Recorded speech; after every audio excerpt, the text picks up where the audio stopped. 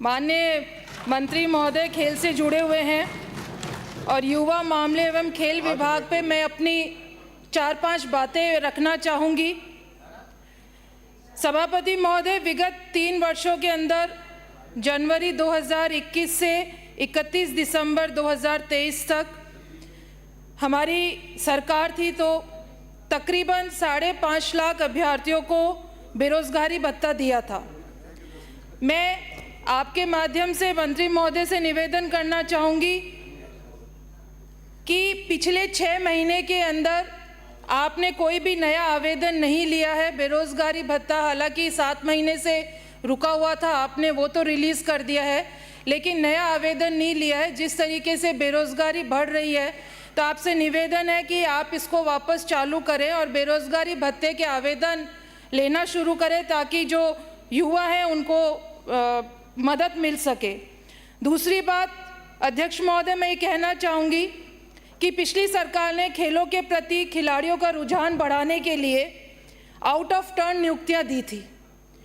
मेरा आपके माध्यम से मंत्री महोदय से निवेदन है कि वर्तमान में इनके पास 182 खिलाड़ियों की नियुक्ति के जो फाइल है वो पेंडिंग पड़ी है, उसको निकालने की कृपा करें। और दूसरी बात, अध्यक्ष महोदय, मंत्री महोदय, उस समय घुड़सवारी में जो पदक विजेता थे उनको शामिल नहीं किया गया था, तो इस सदन में मैं आपसे निवेदन करना चाहूँगी कि जो घुड़सवारी के अंदर पदक विजेता थे उनको भी आउट ऑफ टर्न जो नौकरियां हैं उनमें शामिल करते हुए उनको भी नियुक्तियां दें। तीसरी बात, अध्यक्ष महोदय, 2022 में और 2023 के अंदर राजस्थान की सरकार ने ग्रामीण एवं शहरी ओलंपिक का आयोजन किया था और उससे प्रदेश के अंदर एक खेल का माहौल बना था।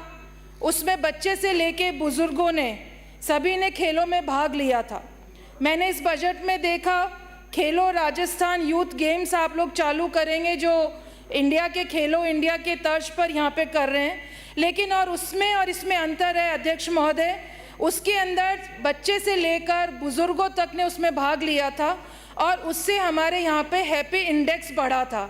तो आपसे निवेदन है कि यूथ की तरफ तो आप ध्यान दे रहे हैं, लेकिन ये एक तरीके से भाईचारे के संदेश को ध्यान में रखते हुए आपस में लोगों में मेलजोल बढ़े। तो एक ग्रामीण और शहरी ओलंपिक शुरू किया था, उसको आप कंटिन्यू रखें। चौथा, अध्यक्ष महोदय, अभी खंडेला से आने वाले हमारे माननीय सदस्य ने धन्यवाद दिया था महाराणा प्रताप स्पोर्ट्स यूनिवर्सिटी पे।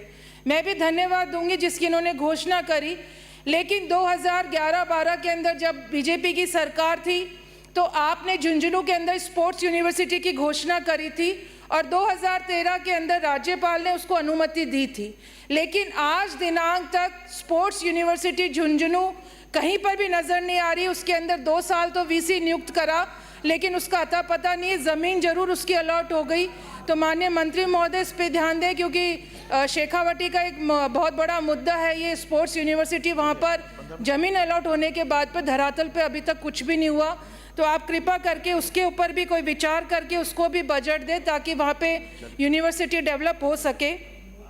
चौथा, हाँ हमने नहीं करी, पर ये नहीं होता आपने करी हमने नहीं करी। एक सुझाव दे रही हूँ, मानो नहीं मानो आपकी इच्छा है, लेकिन आपके जो प्रभारी मंत्री हैं अभी थोड़े दिन पहले गए थे बजट से पहले झुंझुनू, तो इनके सामने मांग रखी थी और बजट के बाद ये गए तो इनको पता है इनकी झुंझुनू में क्या स्थिति हुई, तो उस बात को ध्यान रखें आप लोग। अध्यक्ष महोदय, मैं आपके मार्फत कहना चाहूँगी क्योंकि युवाओं की हम बात कर रहे हैं, युवा नीति ला रहे हैं और 4 लाख रोजगार देने की आपने बात करी, उसका तो स्वागत है, लेकिन जो राजीव गांधी युवा मित्र 5000 युवा मित्र अभी तक बैठे हैं बेरोजगारी झेल रहे हैं, उनकी भी नियुक्ति पुनः की जाए। आप नाम बदल दें, राजीव गांधी के नाम से आपको तकलीफ है तो आप मुख्यमंत्री युवा मित्र योजना लाकर उन जो 5000 जो लोग लड़के बैठे हैं युवा बैठे हैं उनको नौकरी मिल जाए, इस पे आप लोग ध्यान दें। मैं अपने विधानसभा क्षेत्र की 3 मांगे रखना चाह रही थी अध्यक्ष महोदय। खेल मंत्री जी, मेरे पिछले जब कार्यकाल के अंदर कांग्रेस का कार्यकाल था, मेरे विधानसभा क्षेत्र के अंदर 4 स्टेडियम की घोषणा करी और उसके लिए बजट भी अलॉट हुआ था और उसमें बहुत कुछ काम भी हो गया, लेकिन पूरा काम नहीं हुआ, अधूरा है। इसलिए आपसे मैं मांग करती हूं कि मेरे विधानसभा क्षेत्र के अलसीसर, मलसीसर, मंडावर, बिसाऊ के जो खेल स्टेडियम हैं उनको आप बजट अलॉट करें ताकि वो पूरी तरीके से उनका निर्माण हो जाए और वो उपयोग में आ सके। आपने मुझे समय दिया अध्यक्ष महोदय, उसके लिए बहुत बहुत धन्यवाद। जय हिंद, जय भारत। नहीं बोल रहा था तो आप बैठ जाते, आप क्यों खड़े हुए?